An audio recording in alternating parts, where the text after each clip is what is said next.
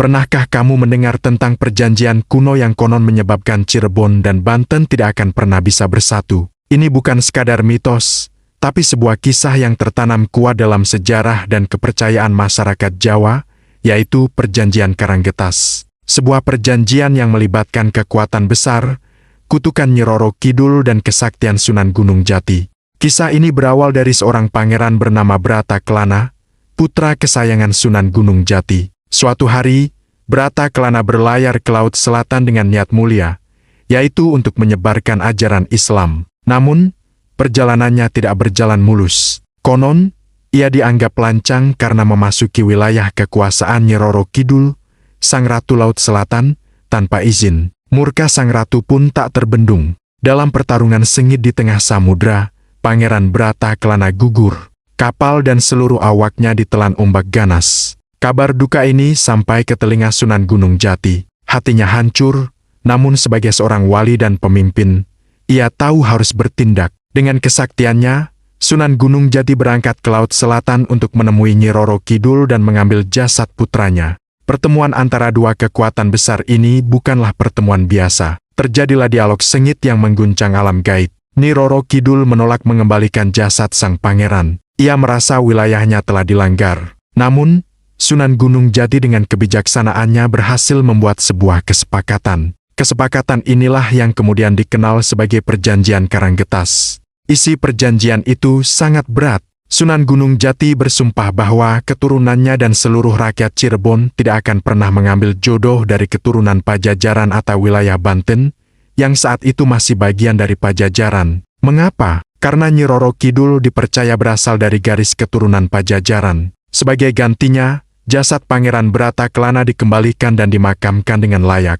Namun, ada versi lain yang lebih dramatis. Konon, setelah kematian putranya, Sunan Gunung Jati dalam amarahnya mengeluarkan kutukan. Beliau menyatakan bahwa jika ada keturunan Cirebon yang menikah dengan orang Banten, maka rumah tangga mereka tidak akan pernah langgeng dan akan berakhir dengan perpisahan atau malapetaka. Kutukan ini adalah bentuk kekecewaan mendalam seorang ayah. Perjanjian dan kutukan ini dipercaya begitu kuat hingga tertanam dalam adat istiadat. Desa Karanggetas di Cirebon, tempat perjanjian itu konon dibuat, menjadi saksi bisu. Hingga hari ini, banyak masyarakat Cirebon dan Banten yang masih memegang teguh pantangan ini. Mereka percaya, melanggar sumpah kuno ini sama saja dengan mengundang petaka dari penguasa Laut Selatan. Kisah ini lebih dari sekadar legenda. Ia menjadi pengingat tentang betapa kuatnya ikatan keluarga, tentang bagaimana duka dan amarah bisa melahirkan sumpah yang bertahan berabad-abad. Perjanjian Karanggetas adalah cerminan dari perpaduan antara sejarah, kepercayaan, dan nilai-nilai luhur yang membentuk identitas masyarakat Cirebon dan Banten hingga kini. Apakah kamu percaya dengan kekuatan perjanjian ini? Atau ini hanyalah sebuah cerita rakyat untuk menjaga kehormatan sejarah? Apapun jawabannya, kisah ini mengajarkan kita untuk selalu menghormati adat dan sejarah para leluhur. Terima kasih sudah menyimak. Jangan lupa untuk subscribe agar tidak ketinggalan kisah-kisah menarik lainnya. Sampai jumpa.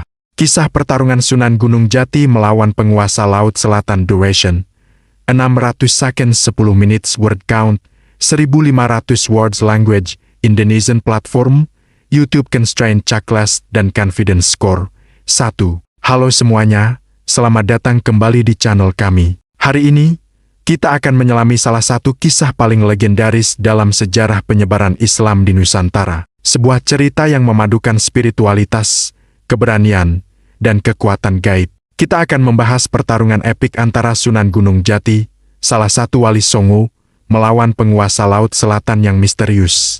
Siapakah sebenarnya sosok penguasa lautan ini? Dan bagaimana seorang wali Allah bisa menaklukkannya? Mari kita ungkap bersama kisah luar biasa ini. Sebelum kita masuk ke inti cerita, mari kita kenali dulu tokoh utamanya, Sunan Gunung Jati. Lahir dengan nama Syarif Hidayatullah, beliau adalah putra dari Syarif Abdullah Umdatuddin dari Mesir dan Nyai Rara Santang, putri Prabu Siliwangi dari Kerajaan Pajajaran. Garis keturunan ini memberinya legitimasi kuat, baik dari sisi keagamaan maupun bangsawan. Sejak muda, Syarif Hidayatullah sudah menunjukkan kecerdasan dan minat yang mendalam pada ilmu agama. Beliau berkelana menuntut ilmu hingga ke Mekah, Madinah, dan Baghdad, berguru pada ulama-ulama besar pada masanya. Setelah ilmunya dirasa cukup, beliau kembali ke tanah Jawa dengan satu misi mulia, menyebarkan ajaran Islam di Tatar Pasundan. Perjalanan dakwah Sunan Gunung Jati tidaklah mudah. Saat itu, masyarakat Jawa Barat masih sangat kental dengan kepercayaan animisme,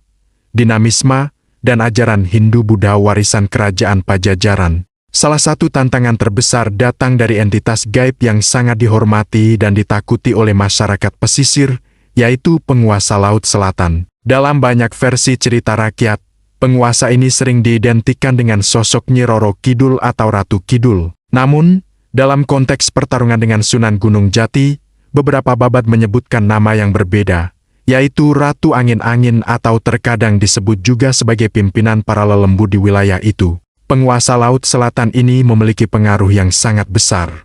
Para nelayan dan penduduk pesisir rutin memberikan sesajen dan melakukan ritual untuk meminta keselamatan dan hasil laut yang melimpah. Kepercayaan ini begitu mengakar sehingga menjadi penghalang utama bagi dakwah Sunan Gunung Jati. Bagaimana mungkin masyarakat mau memeluk ajaran tauhid jika mereka masih terikat pada kepercayaan terhadap kekuatan lain selain Allah? Sunan Gunung Jati sadar, untuk menyebarkan Islam secara luas, beliau harus menghadapi sumber kepercayaan ini secara langsung. Beliau harus menunjukkan bahwa kekuatan Allah jauh lebih besar dari kekuatan gaib manapun yang mereka sembah. Maka, dimulailah perjalanan spiritual Sunan Gunung Jati menuju pusat kekuatan gaib di Laut Selatan. Dikisahkan, beliau tidak datang dengan pasukan atau senjata, melainkan hanya dengan keyakinan teguh kepada Allah dan wirid serta doa yang tak henti-hentinya beliau panjatkan. Beliau menuju sebuah titik di pantai selatan yang diakini sebagai gerbang menuju kerajaan gaib tersebut. Sesampainya di sana,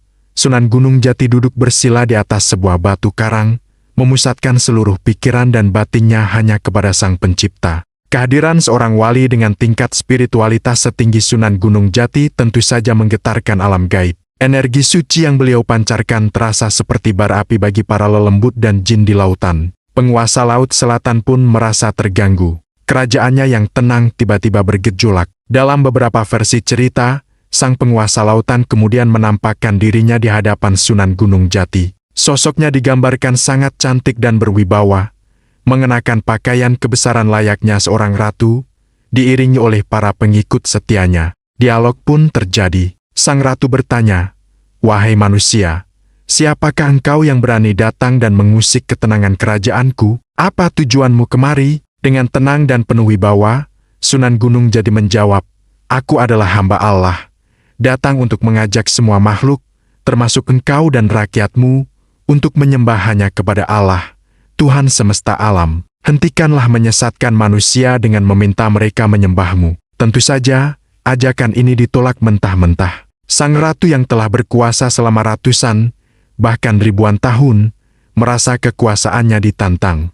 Ia pun berkata, "Aku adalah penguasa lautan ini. Manusia datang kepadaku untuk meminta perlindungan, dan aku memberikannya. Mengapa aku harus tunduk pada Tuhan yang engkau sembah?" Pertarungan pun tak terhindarkan. Namun, ini bukanlah pertarungan fisik dengan adu pedang atau tombak, melainkan pertarungan ilmu kanuragan tingkat tinggi dan kekuatan batin. Sang ratu mengerahkan seluruh kekuatannya. Ia memerintahkan ombak setinggi gunung untuk menerjang Sunan Gunung Jati. Badai dan petir menyambar-nyambar, mencoba menghancurkan sang wali. Namun, Sunan Gunung Jati tetap duduk tenang dalam zikirnya. Atas izin Allah, setiap serangan dahsyat itu seolah tak berarti. Ombak besar pecah sebelum menyentuhnya, dan badai reda begitu saja di sekelilingnya. Beliau dilindungi oleh perisai cahaya ilahi yang tak bisa ditembus oleh kekuatan gaib manapun. Melihat serangan pertamanya gagal, sang ratu mengerahkan pasukan jin dan lelembutnya. Ribuan makhluk tak kasat mata dengan wujud menyeramkan menyerbu Sunan Gunung Jati dari segala penjuru.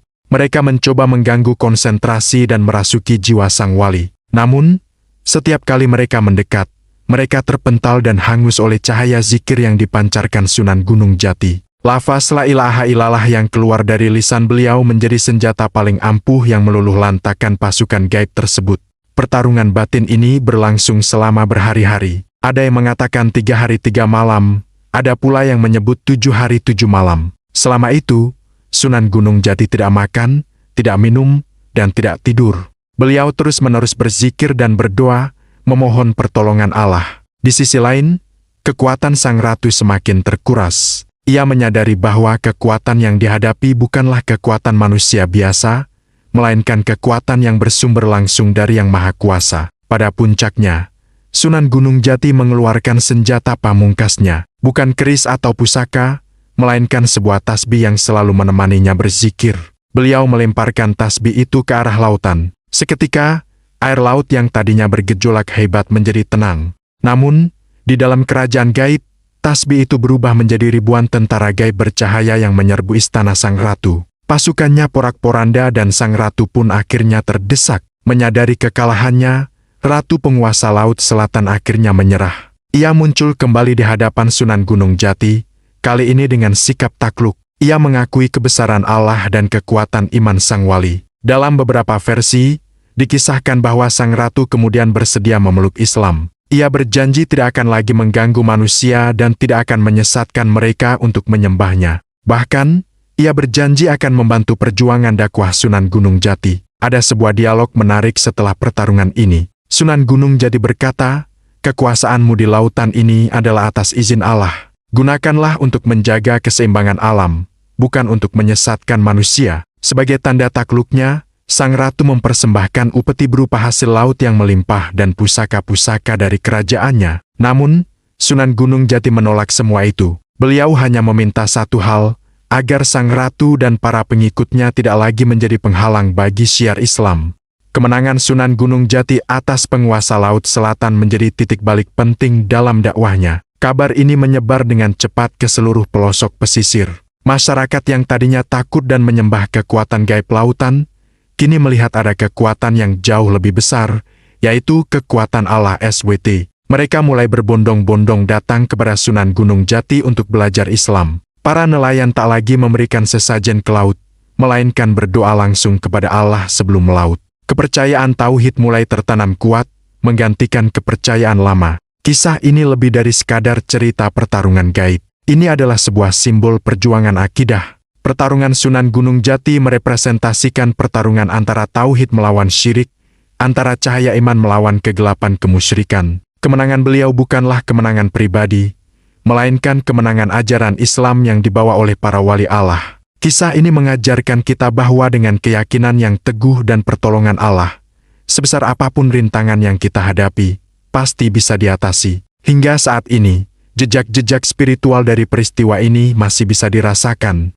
Batu karang tempat Sunan Gunung Jati bersemedi konon masih ada di salah satu pantai selatan, menjadi tempat yang dikeramatkan oleh sebagian orang. Kisah ini juga terus hidup dalam tradisi lisan dan naskah-naskah kuno Cirebon, menjadi pengingat akan perjuangan berat para wali dalam menyebarkan Islam di bumi Nusantara. Jadi, teman-teman, itulah kisah luar biasa tentang pertarungan Sunan Gunung Jati melawan penguasa Laut Selatan. Sebuah cerita yang membuktikan bahwa kekuatan iman dan keteguhan hati adalah senjata terkuat.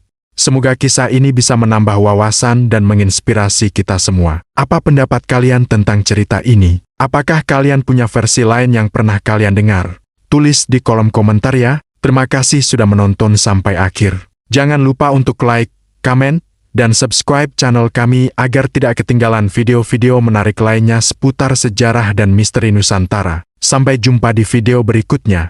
Kalian tahu gak sih, ternyata di balik penyebaran Islam yang damai di tanah Jawa, ada kisah-kisah pertempuran dahsyat yang melibatkan para wali. Salah satu yang paling legendaris adalah Sunan Gunung Jati. Tapi uniknya, pertempuran beliau ini gak cuma di dunia nyata loh, tapi juga di alam gaib. Penasaran gimana ceritanya? Yuk, kita bedah bareng-bareng. Sunan Gunung Jati, atau Syarif Hidayatullah, adalah salah satu dari 9 wali Songo yang punya peran super penting dalam sejarah Islam di Nusantara, khususnya di wilayah Pasundan. Beliau bukan cuma ulama, tapi juga seorang raja, pendiri Kesultanan Cirebon. Nah, sebagai pemimpin, tentu banyak tantangan yang harus dihadapi. Salah satunya datang dari kerajaan Pajajaran yang saat itu masih menganut ajaran Sunda Wiwitan. Konflik ini bukan cuma soal politik dan kekuasaan, tapi juga tentang keyakinan. Diceritakan, Prabu Siliwangi, Raja Pajajaran, menolak ajakan Sunan Gunung Jati untuk memeluk Islam. Penolakan ini memicu ketegangan yang akhirnya berujung pada peperangan. Pasukan Cirebon yang dipimpin langsung oleh Sunan Gunung Jati berhadapan dengan pasukan Pajajaran yang terkenal sakti. Pertempuran ini dahsyat, melibatkan strategi perang dan adu kesaktian di dunia nyata. Ini adalah pertarungan di alam pertama, alam manusia. Tapi yang bikin cerita ini makin seru adalah pertarungan di alam kedua, yaitu alam gaib. Menurut berbagai baba dan cerita tutur, konflik antara Sunan Gunung Jati dan Pajajaran tidak hanya terjadi di medan perang fisik. Ada pertempuran lain yang tak kasat mata, yaitu adu ilmu kanuragan dan kekuatan batin tingkat tinggi. Dikatakan bahwa para pemimpin dan senopati dari kedua belah pihak memiliki kesaktian luar biasa yang mereka gunakan untuk saling mengalahkan. Bayangin aja, di satu sisi ada Sunan Gunung Jati dengan karomah kewaliannya, dan di sisi lain ada para petinggi Pajajaran dengan ajian-ajian kuno mereka. Pertarungan gaib ini konon jauh lebih menentukan daripada pertempuran fisik. Siapa yang menang di alam gaib, dialah yang akan unggul di dunia nyata. Ini bukan sekadar adu senjata, tapi adu kekuatan spiritual. Kisah-kisah seperti ini menunjukkan betapa dalamnya dimensi spiritual dalam sejarah para leluhur kita. Selain dengan Pajajaran, ada satu lagi kisah pertarungan gaib Sunan Gunung Jati yang sangat terkenal, yaitu melawan Pangeran Cakrabuana saat masih muda. Sebelum menjadi mertua dan sekutu utamanya, Pangeran Cakrabuana adalah penguasa Cirebon yang sakti mandraguna. Saat Syarif Hidayatullah datang, terjadi adu kesaktian di antara keduanya. Ini bukan pertempuran fisik dengan pedang dan tombak, melainkan perang tanding di alam batin untuk menguji siapa yang ilmunya lebih tinggi. Diceritakan, Pangeran Cakrabuana mencoba menyerang Syarif Hidayatullah dengan berbagai ajian saktinya, tapi semuanya gagal. Bahkan, Syarif Hidayatullah dengan karomahnya mampu menunjukkan kekuatan yang jauh lebih dahsyat tanpa harus menyakiti. Akhirnya, Pangeran Cakrabuana mengakui keunggulan ilmu dan spiritualitas Syarif Hidayatullah, lalu menyerahkan takhta Cirebon dan menjadi murid setianya. Pertarungan gaib ini menjadi titik balik penting yang mengukuhkan posisi Sunan Gunung Jati sebagai pemimpin spiritual dan politik di Cirebon. Dari kisah-kisah ini, kita bisa lihat bahwa perjuangan Sunan Gunung Jati itu kompleks banget. Beliau bukan hanya seorang pendakwah yang lembut, tapi juga seorang satria dan ahli strategi yang harus berjuang di dua alam sekaligus, alam nyata dengan peperangan fisik dan diplomasi, serta alam gaib dengan adu kekuatan batin dan spiritual. Inilah yang membuat sosok Sunan Gunung Jati begitu dihormati dan legendaris hingga sekarang. Kisah ini mengajarkan kita bahwa kekuatan sejati tidak hanya terletak pada fisik, tapi juga pada kekuatan batin dan kedekatan dengan Sang Pencipta. Gimana menurut kalian? Cerita sejarah para wali memang selalu punya sisi-sisi menakjubkan yang jarang kita dengar ya. Semoga video ini bisa menambah wawasan kita semua tentang kekayaan sejarah dan spiritualitas Nusantara. Jangan lupa like, komen, dan subscribe ya biar gak ketinggalan cerita-cerita seru lainnya. Terima kasih sudah menonton. Setelah berhasil mengalahkan Pangeran Welang dan menyadarkan Nyi Roro Kidul, Sunan Gunung Jati menghadapi satu tantangan terakhir yang paling berat. Di puncak Gunung Ciremai, seorang raja jin bernama Rakata telah menunggu. Rakata adalah penguasa tertinggi alam gaib di tanah Pasundan, dan ia tidak rela kekuasaannya diganggu oleh syiar Islam yang dibawa oleh Sunan Gunung Jati. Angin bertiup kencang dan langit menjadi gelap saat Sunan Gunung Jati tiba. Dari balik kabut tebal, muncullah sosok Rakata yang agung dan menakutkan. Matanya menyala seperti bara api, dan suaranya menggelegar seperti guntur. Ia berkata, "Wahai Syarif Hidayatullah, kau telah lancang mengusik ketenangan tanah ini. Hentikan dakwahmu, atau kau akan merasakan murkaku." Sunan Gunung Jati berdiri tegak dengan tenang. Dengan suara yang lembut namun penuh wibawa, beliau menjawab, "Wahai Rakata, aku datang bukan untuk mengusik, melainkan untuk membawa cahaya kebenaran. Aku datang atas perintah Allah, Tuhan semesta alam, untuk mengajak semua makhluk kembali ke jalan yang lurus." Rakata tertawa terbahak-bahak. "Kebenaran katamu, kekuatan adalah satu-satunya kebenaran di dunia ini." Seketika, Rakata melepaskan serangan dahsyat. Ia mengubah awan menjadi badai petir dan memanggil ribuan pasukan jin dari perut bumi. Suasana menjadi sangat mencekam. Langit dan bumi seolah ikut bergetar hebat. Namun, Sunan Gunung Jati tidak gentar sedikit pun. Beliau menengadahkan tangan, memanjatkan doa kepada Allah yang Maha Kuasa. Dengan izinnya, sebuah kubah cahaya pelindung yang kokoh menyelimuti beliau. Setiap serangan petir dan badai yang dikirim Rakata terpental begitu saja, tidak mampu menembus pertahanan ilahi itu. Pasukan jin yang ganas pun tidak berani mendekat. Melihat serangannya sia-sia, Rakata menjadi semakin murka. Ia mengerahkan seluruh kekuatannya, mengubah dirinya menjadi raksasa api yang menjulang tinggi hingga menyentuh awan. Rasakan ini, hamba Allah yang lemah, teriaknya, lalu mengayunkan tinju apinya yang membara ke arah Sunan Gunung Jati. Di saat yang genting itu, Sunan Gunung Jati mengeluarkan pusaka andalannya, sebelah keris sakti. Beliau tidak melawan api dengan api, melainkan dengan ketenangan dan keyakinan. Dengan satu gerakan yang cepat dan mantap, beliau melemparkan keris itu ke arah jantung sang raksasa api. Keris itu melesat seperti kilat, menembus kobaran api, dan tepat mengenai sasaran. Terdengar jeritan yang memekakan telinga. Tubuh raksasa Rakata perlahan-lahan meredup dan kembali ke wujud aslinya, lalu jatuh berlutut di hadapan Sunan Gunung Jati, penuh luka dan tak berdaya. Nafasnya terengah-engah. Ia menatap Sunan Gunung Jati dengan pandangan tak percaya. Dengan penuh kasih, Sunan Gunung Jati mendekati Rakata yang sudah takluk. Beliau tidak menghabisinya, melainkan mengulurkan tangannya. "Wahai Rakata," ujar beliau lembut, "kekuatan sejati bukanlah untuk menaklukkan, tapi untuk melindungi. Kebesaran sejati bukanlah untuk ditakuti, tapi untuk dihormati karena kebajikan. Kembalilah kepada Tuhan yang menciptakanmu." Hati Rakata yang keras akhirnya luluh. Ia melihat cahaya kebenaran dalam diri Sunan Gunung Jati. Dengan penuh penyesalan, Rakata pun bersumpah untuk tidak lagi mengganggu syiar Islam dan bersedia menjadi pengikut ajaran yang dibawa oleh Sang Wali. Sejak saat itu, tanah Pasundan menjadi lebih aman dan damai. Dakwah Sunan Gunung Jati pun tersebar luas tanpa ada lagi halangan besar dari alam gaib. Kemenangan ini bukanlah kemenangan kekuatan, melainkan kemenangan iman dan kebijaksanaan. Kisah konfrontasi terakhir ini menjadi bukti bahwa dengan keyakinan yang teguh kepada Allah, rintangan sebesar apapun pasti bisa dihadapi. Terima kasih sudah menyimak. Jangan lupa untuk subscribe agar tidak ketinggalan kisah-kisah inspiratif lainnya. Sampai jumpa.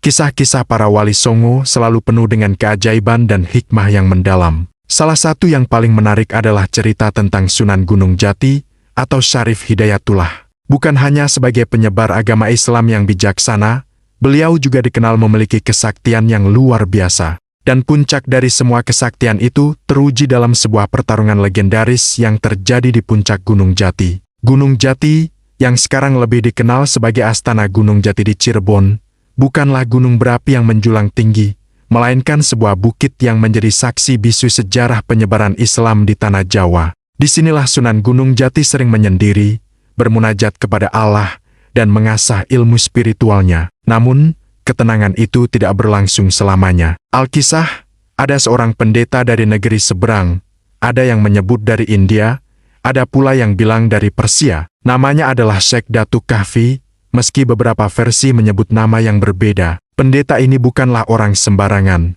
Ia memiliki ilmu kanuragan tingkat tinggi dan berkelana untuk mencari lawan tanding yang sepadan. Kabar tentang kesaktian Sunan Gunung Jati sampai ke telinganya, dan ia pun merasa tertantang. Dengan penuh keyakinan, sang pendeta mendaki Gunung Jati untuk menantang Sunan. Sesampainya di puncak, ia langsung mengeluarkan kesombongannya.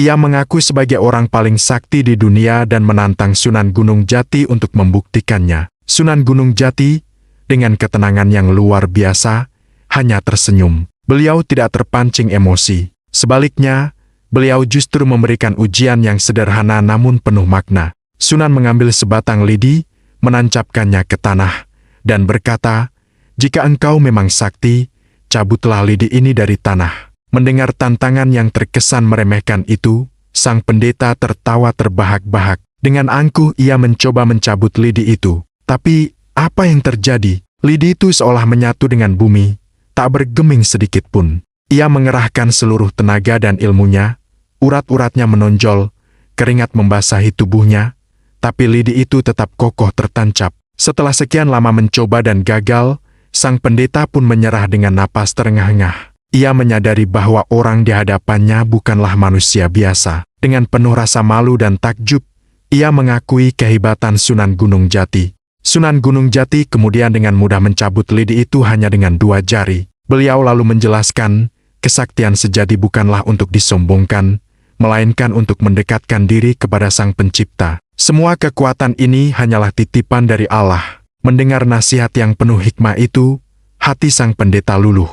Kesombongannya sirna, digantikan oleh rasa hormat dan keinginan untuk belajar. Saat itu juga, ia menyatakan diri untuk memeluk Islam dan menjadi murid setia Sunan Gunung Jati. Pertarungan yang seharusnya menjadi adu kekuatan fisik, berubah menjadi pertarungan melawan ego dan kesombongan, yang dimenangkan oleh kebijaksanaan dan kerendahan hati Sunan Gunung Jati. Kisah ini bukan hanya tentang adu sakti, tapi juga sebuah pelajaran berharga, bahwa kekuatan terbesar bukanlah kekuatan fisik atau ilmu gaib, melainkan kekuatan iman, kesabaran, dan kerendahan hati. Sunan Gunung Jati tidak perlu mengeluarkan jurus-jurus saktinya. Cukup dengan sebatang lidi dan izin dari Allah, beliau mampu menaklukkan kesombongan lawannya. Pertarungan di puncak Gunung Jati ini menjadi bukti bahwa dakwah bisa dilakukan dengan berbagai cara, termasuk dengan menunjukkan keagungan akhlak. Ini adalah warisan tak ternilai dari para wali, yang mengajarkan kita bahwa kebijaksanaan akan selalu menang di atas kekuatan. Semoga kisah ini bisa memberikan inspirasi dan hikmah bagi kita semua.